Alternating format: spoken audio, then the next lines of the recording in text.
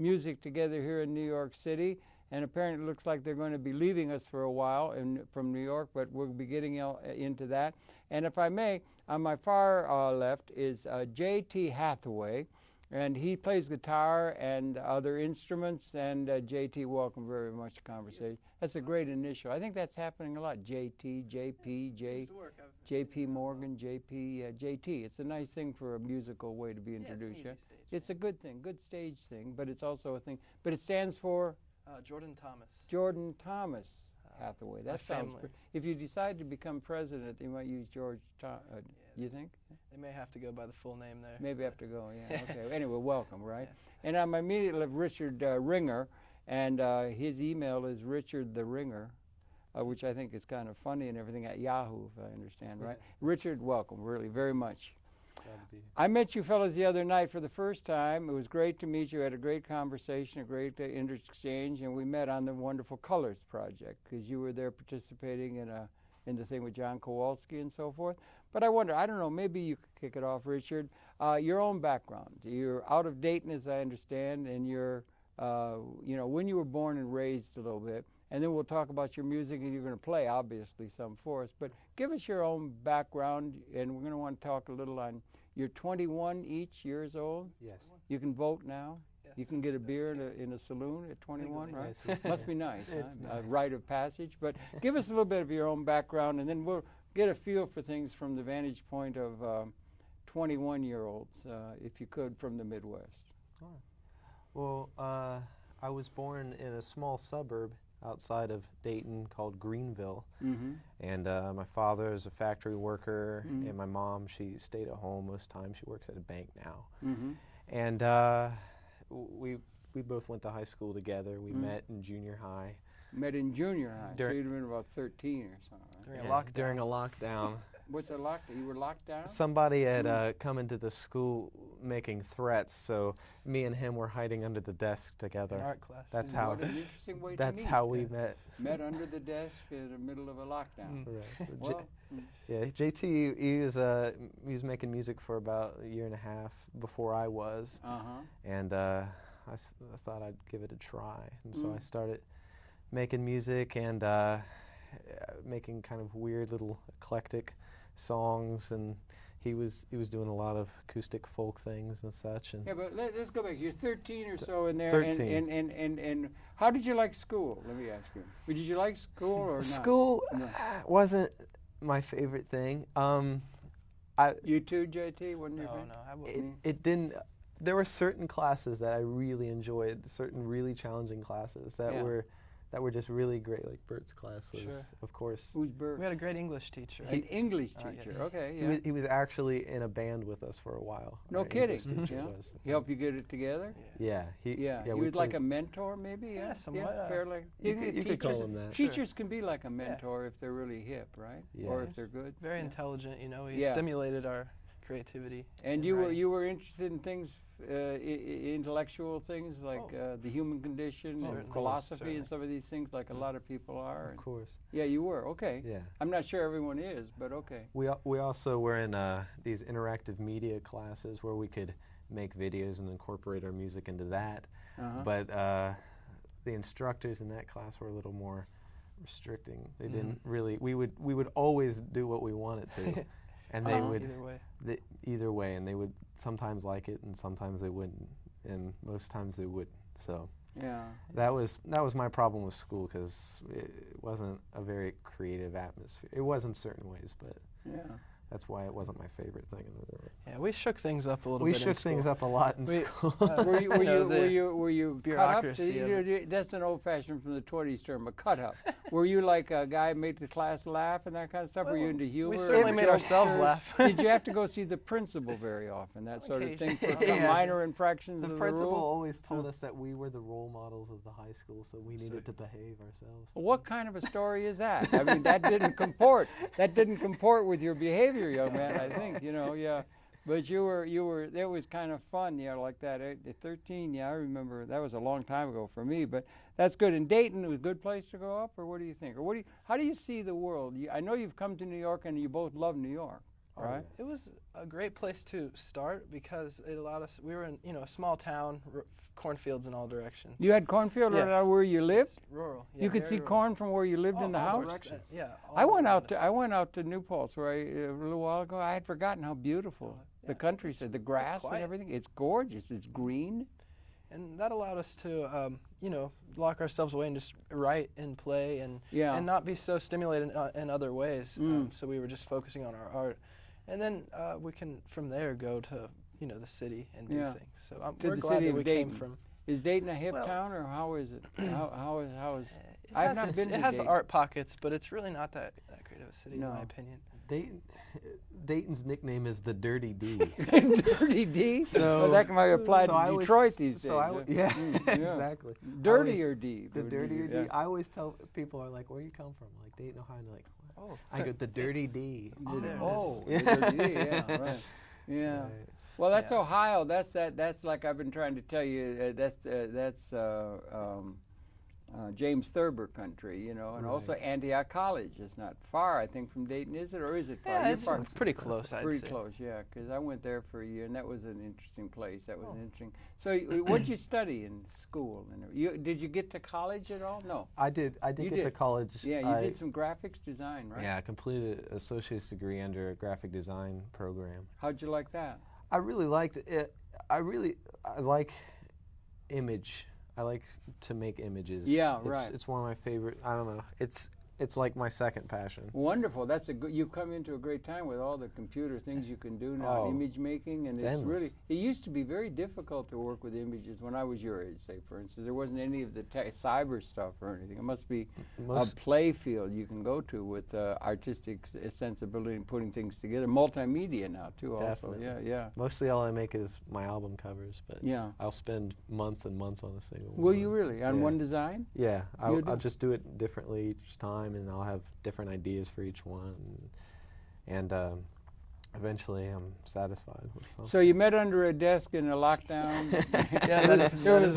We got to keep going back. They used to have a song. I was born in a trunk in Pocatello, Idaho. Do you remember that song? It was George M. Cohan's day. That going way back, and you were met under a desk in lockdown in Dayton, Ohio, but and you were both in. He was doing some music and that. What kind of music turned you on then? What kind did you cotton on to? What were the sources of, let's say, for want of a better term, inspiration in terms of how you're going to go? The way you can go musically is a very many splendored thing, But who were some of the influences that were influencing you right from the get-go? Well, when I was really young, I was always stimulated by classical, composers and. Mozart, I don't know anybody that doesn't like that. Classical? Yes. Yeah, okay. And if they don't, maybe they don't realize that they would like it if they, Yeah, it's inherently beautiful. Sure. Yeah. Folk, rock, what my parents listened to when I was, younger. But then later on, more of Woody Guthrie, kind of, Lead Belly, a lot of those early. Lead Belly, you're into good stuff, sure. Yeah. And Dylan, of course, yeah. Bob Dylan, naturally, really something else, but he was in his time when he was hitting it on all 12 cylinders, He had the zeitgeist really psyched. He really had a feel for it. A real poet, right? And the poets, did you do poetry and that kind of stuff? Allen Ginsberg was one of my real big... the Beats, right? Yeah, the Beats, sure. And who was it that wrote Naked Lunch? It'll come to me in a minute. But William Burroughs, William. Thank you, gang. William Burroughs, everybody knows. I once did a program with him. It was really something else. He wanted to talk about inflation. It was really crazy because I wanted to talk about a whole new literature, Naked Lunch and everything. Yeah. But the Beats were the inspiration to the hippies. What was your attitude? Did you get sick of hearing about Woodstock?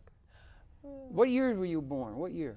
1988. It's hard to imagine anyone away from each other. Well, 2 weeks away? Yep. Boy, that's a sign. You're in the same astrological sign? Yeah. All right, okay, that's good. Yep. But do you get sick of hearing about the Woodstock era, the Woodstock phenomena? You're probably sick of hearing. Would your folks have gone to Woodstock? Would they have been? Were they hippie-minded or artistic-minded? Or they were a little young, I think. For that. Actually, they were too young for that. Your parents were too young for Woodstock. They were right on the cusp, but they were in a small town in Ohio. I don't think they really caught the whole wave of the movement.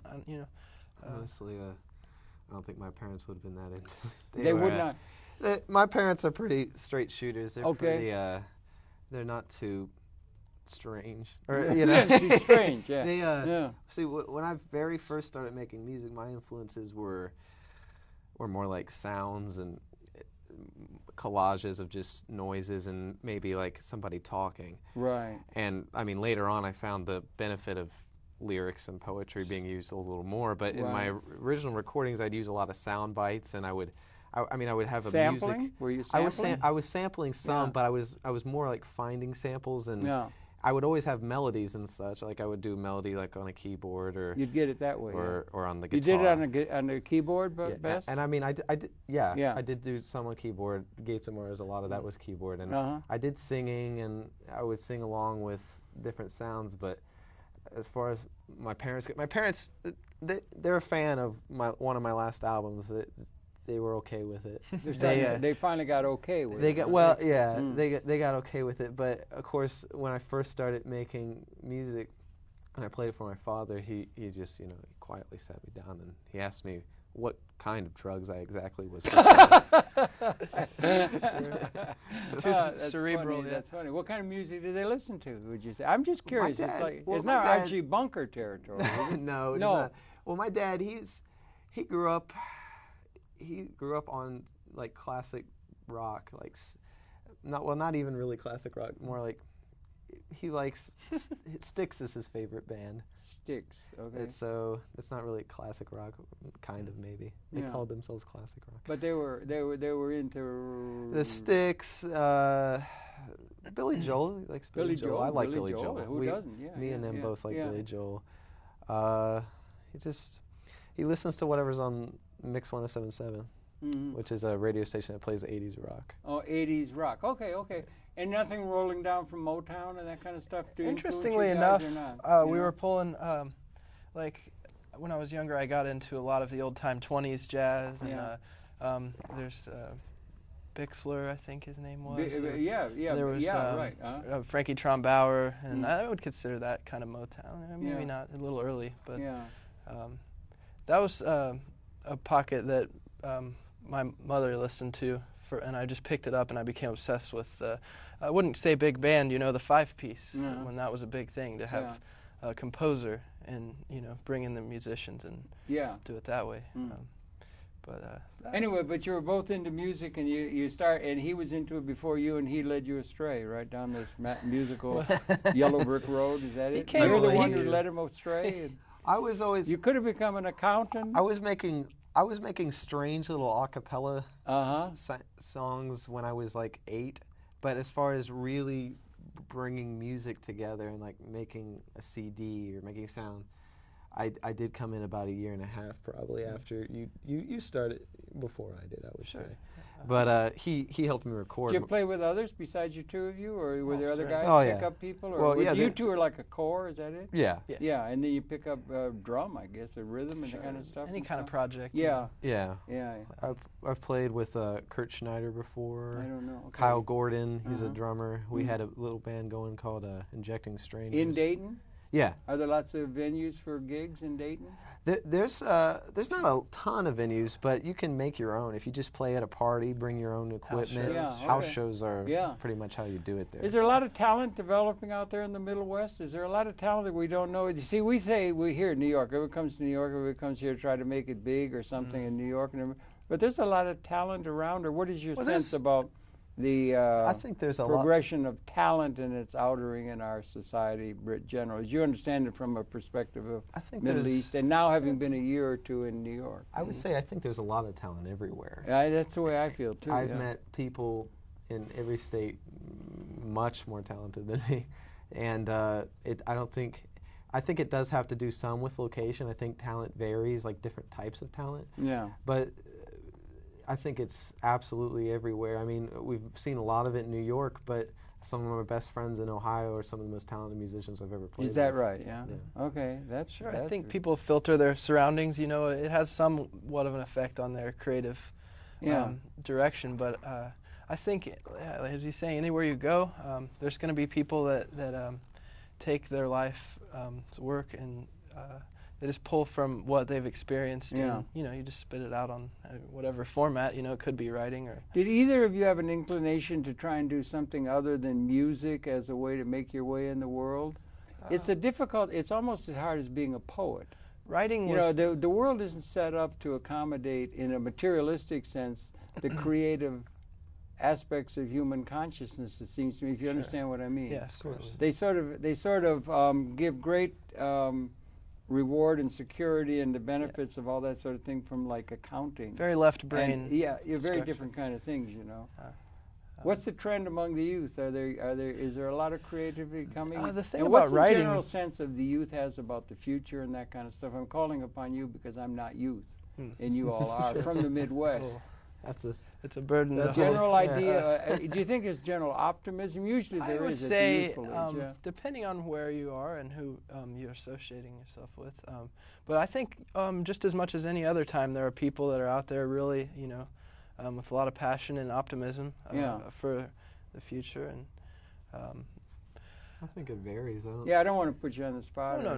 Do you all get? What's the youthful thing? I'm talking to you like my grandson or something. But you political?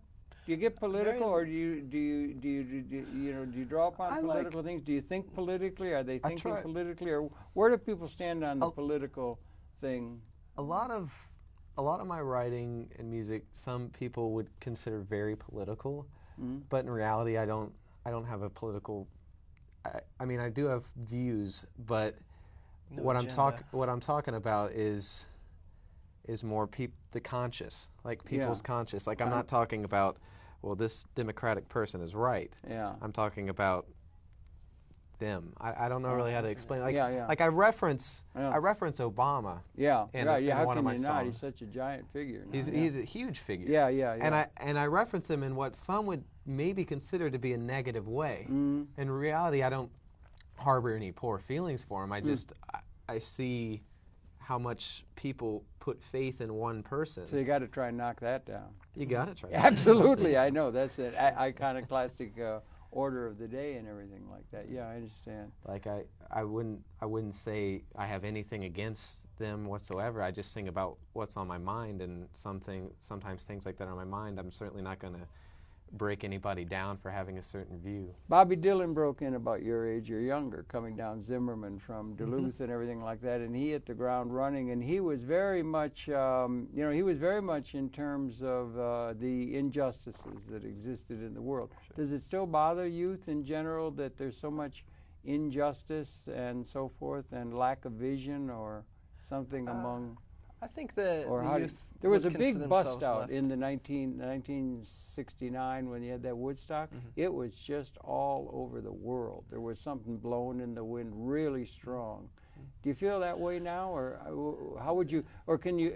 Maybe I'm off base even going there. I think the youth is interested now in playing their part, but there's so many factors.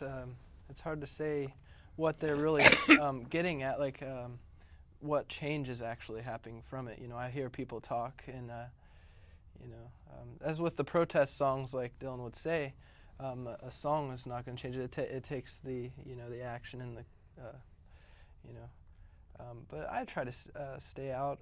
I mean, be aware of politics, but to kind of keep to my own little path, and it's not really delve into it any more than I should, because it just seems to complicate things in the wrong way for me. Okay, fair enough. Yeah, there's different roads to wherever you're going. Yeah. Well, I think a lot of people think that songwriters are preachers, and I think that's sort of that's an unfair statement, because I don't think I'm that smart to be telling everybody how they should live their lives. You don't? No, I'm very young. I'm very young. I'm very dumb, and just because young and dumb, just because you stand on a stage doesn't mean that everybody should take to heart every word you say. Not only that, but when someone interprets an art, it's always going to be how they interpret it. The subjective. So, and it's a strange thing when you think of people, they talk about art in that way, because it's always going to be how you personally view and perceive it. It's always a thing. So I could say one thing, and you could see or hear another thing, and you can take it for that, but it doesn't mean that I mean that necessarily. Yeah. Do you draw upon humor a lot, or do you, or not? Tap in there a little. In your life, Do you see things in a humorous vein? And does humor help a lot? And do you get into your music? Like I told you, I love the Fugs and Fireside Theater and some of the people who did a lot of humor. And I sang you a song of Lear, Dominic Lear the other, or what was it? We like that. That was really Did you like that song? I sang it on 8th Avenue to you, right? For poor we got that part me. about hiding your booze, and I showed you mine was in my pocket. yeah. Thomas Lear. No, what was his name? It was Lear. Anyway, so humor. One last thing. You're going to play, obviously, because that's what you do. You're a musician. I'm sorry to do this. And who is inspiring in terms of the musical scene now on a world scale? And what's happening in terms of music is the way you see it. Where do you draw inspiration from? And also, you both compose and do lyric and melody. How does it come? Do you get the lyric first? Do you get the melody first? How does it come? But who on the world stage is still inspiring you now? This is July of the month of 2009, the year. And who is inspiring you and your fellow hip youth in terms of music now that are really worth noting, that maybe we don't even know about? I tell you, who's inspiring me right now would be a gentleman by the name of Daniel Bernstein. Bernstein. Sorry. Bernstein, okay. Daniel Bernstein. I didn't realize how much music he had. I was at a friend's house, and they were playing me a lot of his music, and it was just, he has a wealth of music. And I got the privilege to spend some time with him today, and I was apologizing to him for something I said, and he said, "Whoa, he said, if I was really." If I was really drunk when he said that, I might have just ripped your throat right out. and he says, because you're a singer, and that would really affect things negatively for you. And I thought, there's nobody right now that's inspiring me more than this person. And you only met him today. Or is that today? Oh no, I've known him for a little bit, for just a little bit since I moved here. So what does he do? What does he play? What's he kind?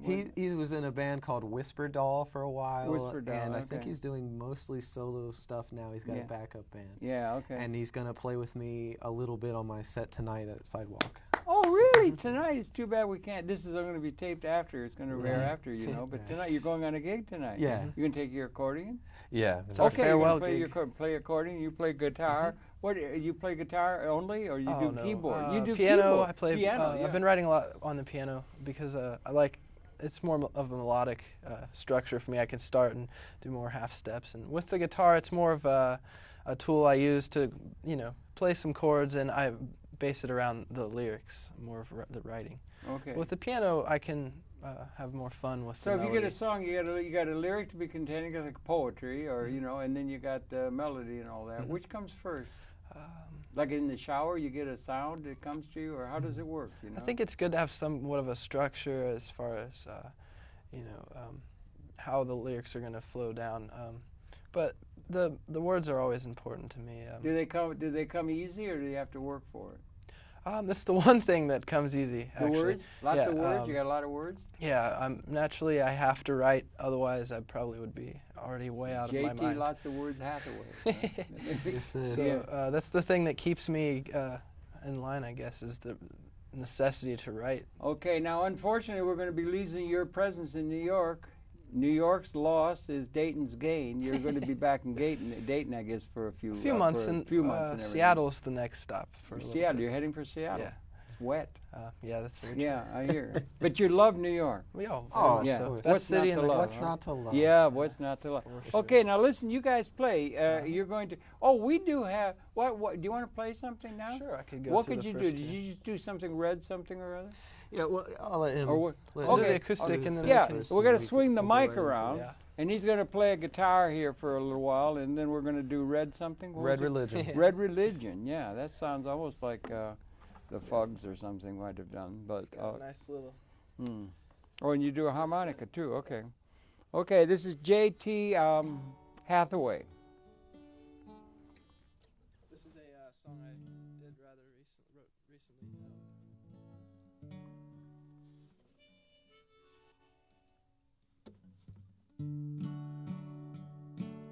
Trying to find my way down this long road south of Colorado. If I stayed till the spring, laced until the grass was green. I wouldn't have to be so cold. Oh, and I'll try not to pass by when I finally arrive at the station. And I've changed my mind oh so many times without a second of hesitation.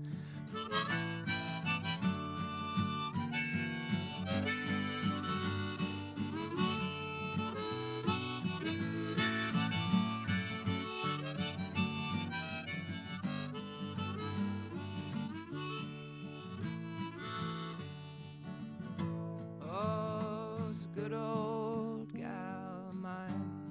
It's been a long time since I've seen you smiling, and the warmth of the fire's faded with your heart's desire. My convictions keep compiling. Oh, and I'll try to get along just fine, leave my troubles behind at the station. Oh, and I've changed my mind oh so many times without a second of hesitation.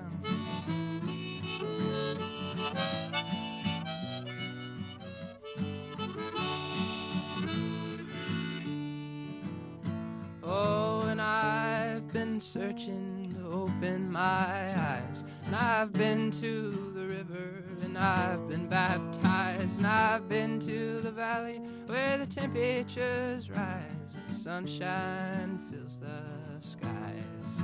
Oh, and I'll try to sing a sad song, I'll sing on and on, sing it on to the dawn. When the days get so long and the hard times going strong, keep heading down the line.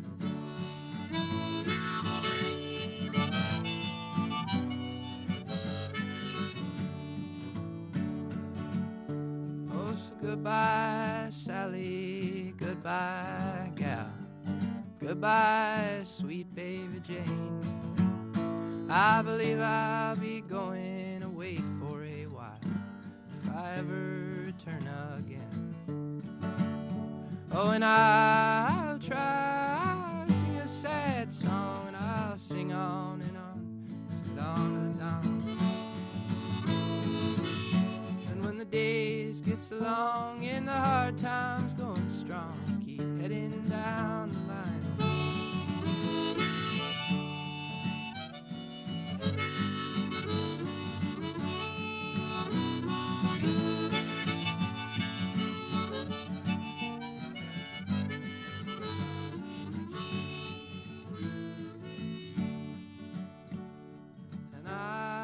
Try to sit down and write, and I'll send you a letter with some money inside,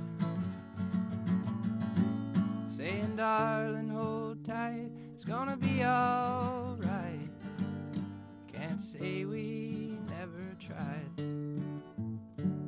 All right, that's sweet. Thank you, thank you. Nice, yeah, that's nice. Yeah, how long have you had that out? I mean, of your consciousness onto the world. Let's see.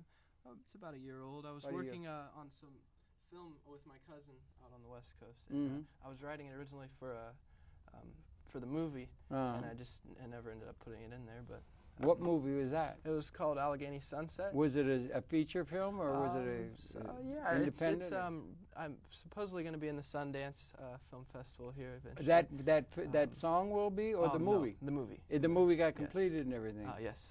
Well, if you get in Sundance, that's really good. Yes. Yeah, that's hard to get into. A lot of competition for multimedia now, right? Certainly, yeah. I had a lot of fun, and in a way, it kind of chews you up because it's so much business out there in L.A. Yeah. But if you get with the right people, it's a lot of fun. You seen the movie The Player? No. No, you want to see that one. Robert Altman film about the way the industry works is pretty grim in lots of measures. But anyway, are you guys going to do a piece together or something now? Okay. This is a song I wrote. So he plays an accordion, ladies and gentlemen, and he's going to whip it out here now. It's not exactly as easy to get around as a guitar, but it's an accordion. I play that too. And you do play the guitar too. And J.T. plays piano, I know that. And you're going to bring it over so you can pick up both off this one mic. So you're going to get the miking right for this. And you got a title. Is this a Red thing you're going to play? Is that what you were playing before? This is entitled Red Religion, and it's the same title as the book that I wrote.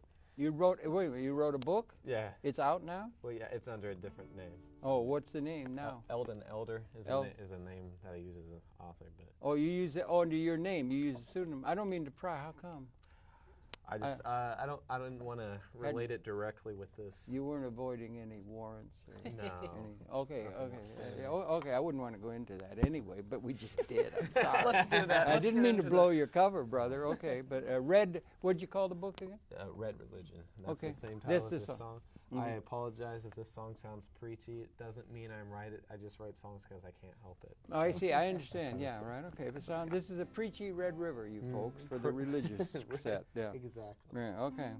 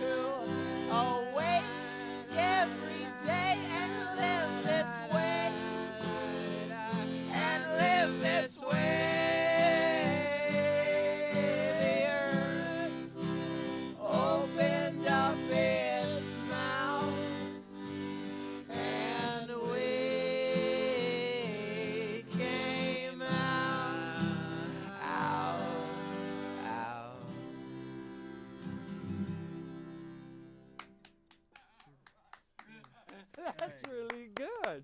That's really good. I really like that. That's really good. It sounds really good. I hope we got it all good. Now, you got some more for us? You got something else for us? Well, then is that it? Is that your whole opera? You know, if you got something else you can play, or what can you play? That was great. Thanks. Yeah. I could play with another one. Sure. Yeah. Okay. Yeah, go ahead. Well, what do you want? Come together. Come together somehow here. Times that they, you're gonna do a guitar theme. Yeah, okay. Oh, we also have a clip of you doing your turtle song too. The turtle song. From the Colors. Yeah, we're gonna run that in a minute. Now, you play left-handed? Yeah. Do Yeah, you? makes it nice That's and easy for convenient. us, You yeah. can stick the Yeah, I was guitar. thinking that myself. You don't have to move, right? Yeah. So he's a southpaw guitar player. So what are you gonna do now? You're gonna get words and stuff? Yeah. Yeah. Okay. I'm gonna do one. So this is Richard the Ringer, or not but Richard Ringer. Yeah, just.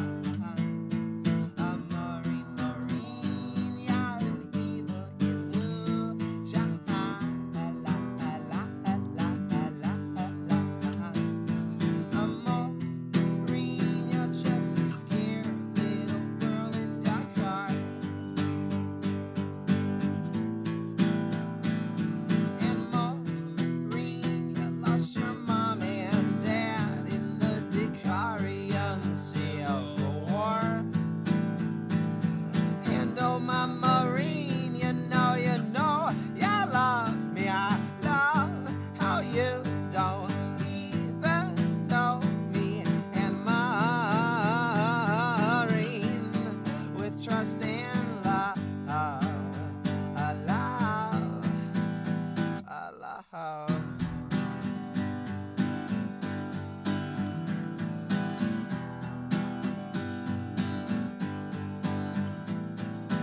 call up the Reverend, say, where's my Maureen? Has said she just left just this morning. Has said she's on the next plane, you're gonna see your Maureen. Has said she's on the next plane, you're gonna see your Maureen. Has said she's on the next plane, you're gonna see your Maureen. Has said she's on the next plane, you're gonna see your Maureen. Has said she's on the next plane, you're gonna see your Maureen. Has said she's on the next plane, you're gonna see your Maureen. Right now.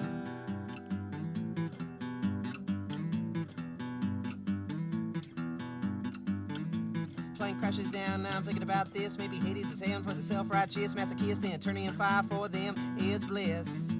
Not one of your neo-Nazis, brainwashed majority conformist religions inside their jurisdictions, only different decisions corrupt by divisions. The end game is more fame, more power to you, while you were waking up in a coma somewhere in Oklahoma. With a Dr. Spock, though your mama smoked rock and dead, give it to me straight.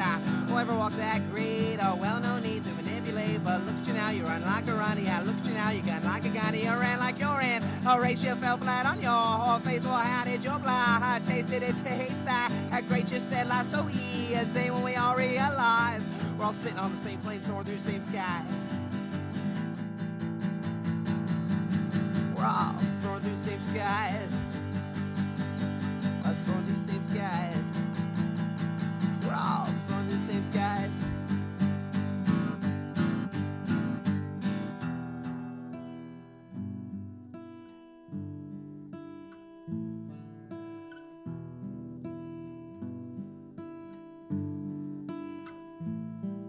I picked through the rubble in search of my Maureen. I sift through the wreckage and silently I scream, and through a shattered window a blank stares at me. I hold her so close to my body. I said, Maureen, you know you love me.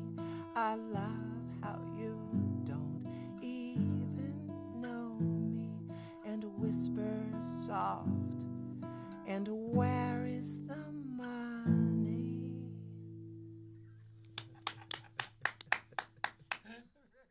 Brother, how'd you get through all that? I can remember. That was really something, man. That's on the album. That's on the album. That's on this album. Yeah. That's on this one. Yeah. You can download that. At you the can website. download it at the. Yeah, here. I can't tell what you. Here it is. So if you can come in when you get a chance. Here's the album, and this is Richard Ringer. That's just the self-titled one. Yeah, but how do you get to it? RichardRinger.com. Richard Ringer. No, Richard the Ringer. No, just Richard Ringer. Richard. Oh, the site is Richard Ringer. RichardRinger.com.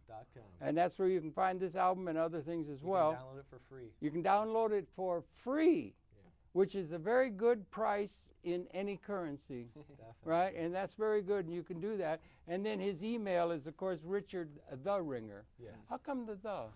Because it's clever. But because RichardRinger@yahoo.com was already taken. Oh, I see. That's why. But it was good you put the Ringer, because the Ringer is a term, as you know. Yeah. So it looks like you're going to play another song, young man. Whatever you JT, good. Okay, we got time. Yeah, sure. Do this really quick. Yeah. There's a older tune of it. Great. You said that love has kept you falling, writing, singing, crying, calling, caring, too much longing to touch, waiting, it's just hating to trust, drifting, dreaming, waking, screaming, smiling, moping, happy, hoping, high and croaking, kissing, joking, clearly calm, gone crazy, choking up. Love's kept your heart burning, eyes unopen, stomach turning, wanting, learning, calm, concerning, reckless, frantic, endless yearning, sure yet shaking, worn yet waking, giving, taking, losing, making, building, breaking, losing, making, flaunting, faking, building and breaking up. And so the love you had, oh not so long ago, has a diary confession of her urgency to go. And though the world around you feels so much like hell, she'll never know, she'll not not send another letter to the trenches in the snow, and the earth just seems to tremble and the motion makes you sick, and so you reach inside your chest and from your heart you pull a brick. Yeah, they give you pills and vodka saying this should do the trick. Only wake up down below feeling more reckless and frantic, and the faces take your vision, baby, maybe it's revenge for the fathers, sons and brothers on the front line, on the fringe. And though the truth, just like it all, hangs from a rusted metal hinge, only pass out from exhaustion from a pill and vodka binge. And did they tell you you were mad? Oh, and did they tell you were mad? And you try to explain, but it makes you more insane to see the looks upon their faces when they tell you where you've been. They say we've been here all along, we could find nothing wrong. Yes, we've been here all along, yeah, and you have never gone, you must be mad. And you can only say, I think I'll take a stroll downtown. I'll take my right-hand man with me, we'll find some girls to show around, and I'll take them out dancing, yes, truly romancing, yes, I know I can do it again, yeah. I realize how long it's been, but I've been long at war, and I found one thing worth fighting for, that's love. All right, the thing that we're fighting for is love. That's really great. That's really good. Okay, well, listen, we're about 42 in, right? We got 58 to go, and we got a little piece we want to get from you from the Colors the other night, okay? But do you guys have another one you want to do or not, or you want to talk a little, or how do you feel? Let's have a nice conversation. Is it difficult to put out a lot of energy when you're playing and everything like that, or do you get dissipated when you put out a lot of energy putting the songs together? It's kind of the opposite. Or is it the opposite? You get it hot, you get going, right? It gets going. Okay. Yeah. So how many songs have you all got? How many? You write together? Yeah. You write separately? Right. How does all that work out? What's the breakdown on how many songs you've come up with? You've been able to get tracks and everything like that. Quite a few. Quite a few. I mean, a little more quantitative, please. I'd say I've probably written about 500 that I have recorded. You have? Yes. Okay. You recorded them with Sirius Studio backup and stuff? We have been able to do something that way? We have our own. We have our own setup. We had our own little studio we started back in Dayton. You started the studio? Yeah, it's called Fanfare Records. Fanfare Records. And it was essentially just us two. We incorporated other people. Yeah, we had our own system, so we would just sit at home and just record. And it recorded good. Yeah, you can do a lot now. Isn't it something? It's really something where they come. I can remember I was in a minstrel show when I was young. I was younger than you. And they didn't have even, I was a star. I stole the show. I was a ham, you know. But, they didn't even have a tape recorder then. They made a recording of it, and it was on a wire. It was a wire that you could make a vinyl from, but it was so hard to get sound down. Just so only 150 years ago we got electricity, you know. Things are moving so fast. Now you've got all these different kinds of media. It's getting easier and easier to capture things. Have you guys thought much about multimedia, like trying to integrate video into what you do? Or are you thinking that way? We used to do that a lot when we were younger. I mean, that was one of our classes was using video. Yeah, you did the graphics design, right? Right, graphic design too, but we also used a lot of film and stuff. We would do music videos and such. But right now we can't afford a camera, so we can't afford a camera. Well, that's a slight problem but at the moment. they're even getting. Oh, of course. They're getting cheaper. They are. The fellow, what's his first name? Phil? I forget his first name. The current editor of Wired, the magazine about cyber things and like that. Anderson, is it his first name? Eric. I think it's Eric. I'm not sure of his first name. And he just wrote a very interesting piece that everything's going towards zero cost.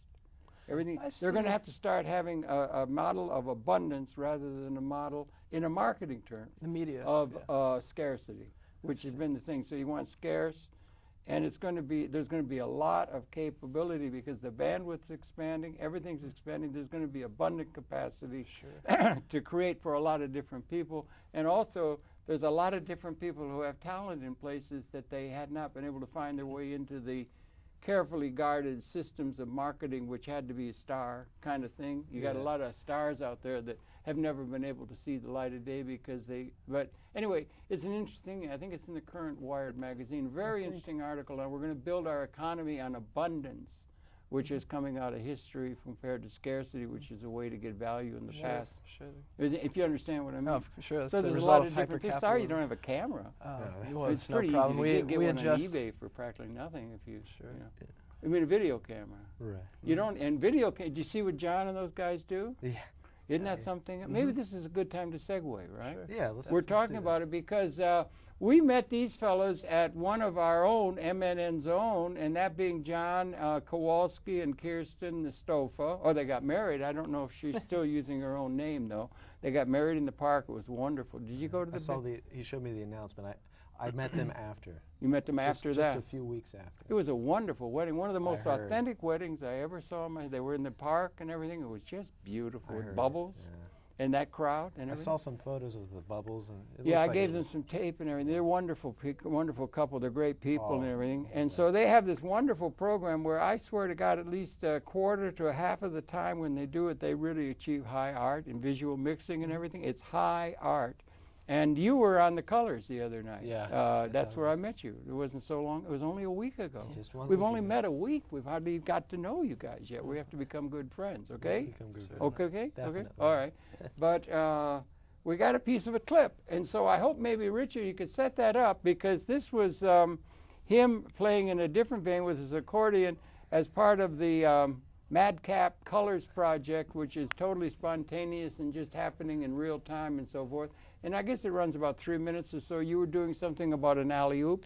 Yeah. Maybe you could set it up a little bit for her. Yeah, the lyrics alley-oop turtle soup sort of came to me. Was that spontaneously created on the spot, or did you have that from before? No, I had written that a couple days before. A couple days. It's inspired from events, but it's basically a song about somebody looking at a girl and just thinking about cannibalism. I see. That's where it came from. That's the whence it came. But let's see if we can't set that up and run it now. That's Richard Ringer on Looking Better Than Lawrence Welk. On the there he is, ladies.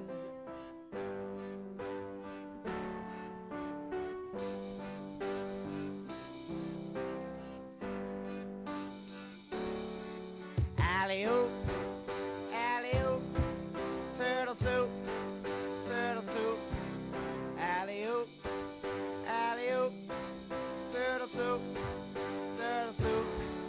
I wonder if you're edible, I said to her. Well, she was asleep, she couldn't hear me, so I just rolled over. I wonder if you're edible, I said to her. Well, she was asleep, she couldn't hear me, so I just rolled over.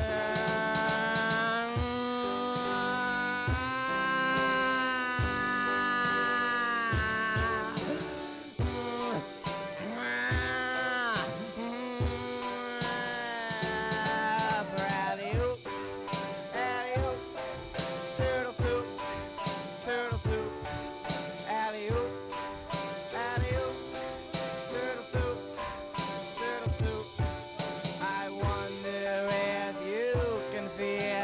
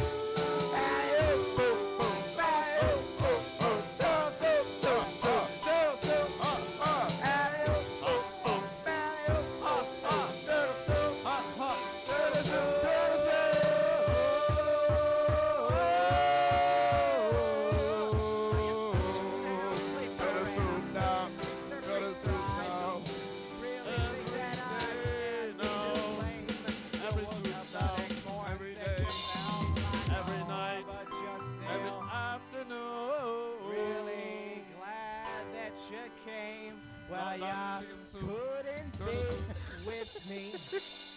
I was thinking about my recipe. I have such a good heart. It's now gonna be missing one part.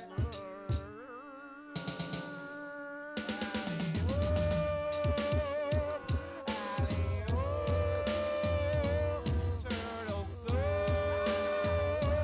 turtle soup.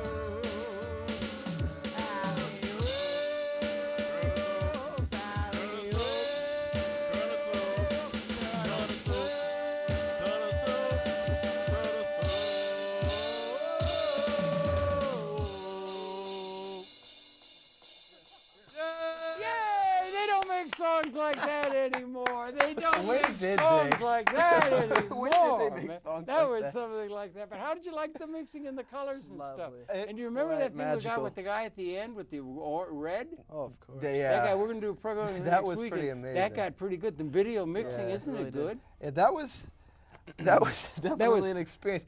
The song sort of just got carried away, it right? got a little you made bit, up a couple words while you're newly created on that set? What's that? The new. Oh yeah, you, that was you all. You riffed a little lot, bit, right? A lot of it in the middle there kind of fell apart. Yeah, we were yeah. just, Right. We were, like I said, I wrote that song a couple days before, and we weren't right prepared, and we actually just thought we were going to be doing some background stuff in the Colors Project, and then they told us to take front stage, so it sort of threw us off. It was like a star is born. Yeah, you know, like a star is born. Get up there, Judy Garland, and wow them, right? Judy Garland, definitely. Oh yeah, Judy Garland. Melody. Yeah. That was, that was an early song. Anyway, that was really funny. That was good and everything, and the songs are great. You're really good, and it's so good to see. I'm so glad to have met you and that, and it's good through the Colors Project because it's a wonderful collaboration of just madcap talent and everything like that. You tried to do some video mixing and things. Multimedia, the whole world is going multimedia now. Don't you think you ought to try and do some multimedia stuff and everything? Yeah, it's good to delve. I don't mean to. We happen to be in television, but you get it because the multimedia is morphing to the cell phone. They're going to be seeing stuff on the cell phone. So, instead of audio, do you ever read McLuhan or James Joyce? Or, of course, Joyce. Yeah, Joyce. Yeah, but I mean, the whole world is going multimedia now, and it's wonderful. We just did a thing with a person, one of the gang, right? Good people here in New York, and there's lots, right? We'll be glad when you come back. And we're going to stay in touch, okay? Definitely. But he's the guy, Carter Emmert, and he has the planetarium. He does the show at the planetarium here, Natural History. That's the largest video display screen. It's amazing. It's hemispheric, like you walk through life. Can you imagine this kind of a thing? Your music and super sound. And it's getting better all the time because the bandwidth's coming out of the labs, so it's really going that way. It's going to become a feature of residential architecture to have a planetarium. Surround, do you understand? Yeah, like course. you do when you walk through the world. Right. But couldn't you imagine having like some of those graphics and then alley-oop? And I mean, and it'll become a thing. It'll be better than more than. IMAX looks like the Cineplex compared to the planetariums, and it's coming full circle, 360 degrees of Richard Ringer and J.T. Hathaway and company, right?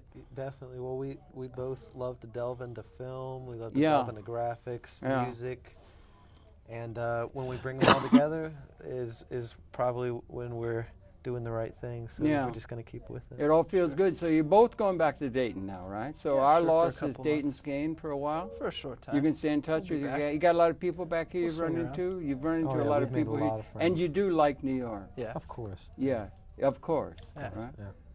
Yeah, everybody's here, it seems. Yeah, I mean, would you like the to best. be in It's New York? my favorite city I've lived in. Is it really? Yeah. And you lived I've in some stayed humdingers, haven't you? Like St. Louis, I stayed there for a while. Chicago, stayed there. But New York City is where it's at. I mean, it's the best city in the country. Yeah, yeah. Well, with talent like, what do you don't call yourselves a group. You don't have a name.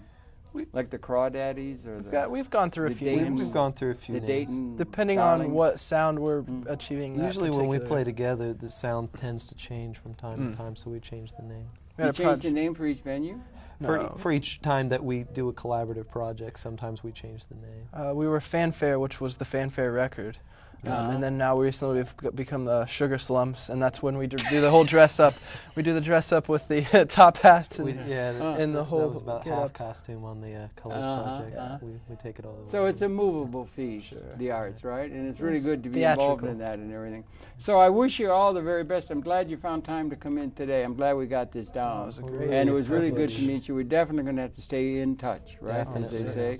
And wish you all the best. And everybody, let's let them know how they can be in touch. We're going to put the thing up at the end. Okay. But your email is Richard the Ringer at Yahoo. Richard the Ringer. It's really easy to remember the Ringer because that's a play on words, right? Right. And the other one is richardringer.com. Correct. That's his site.